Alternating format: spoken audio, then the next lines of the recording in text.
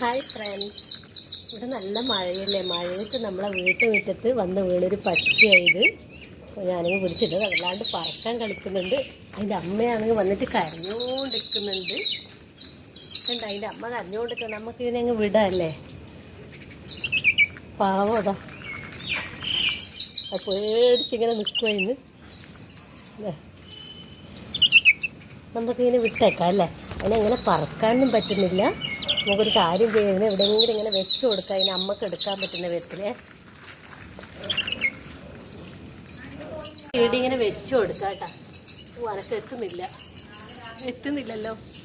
നമുക്കിങ്ങനെ അതിന് പറക്കാൻ പറ്റില്ല. അതുകൊണ്ട് ഇവിടെ ഇങ്ങനെ ഇളക്കാം, ഇവിടെ വെക്കാം. അതിന് അമ്മ വന്നിട്ട് എടുത്തോണ്ടേക്കോളൂ.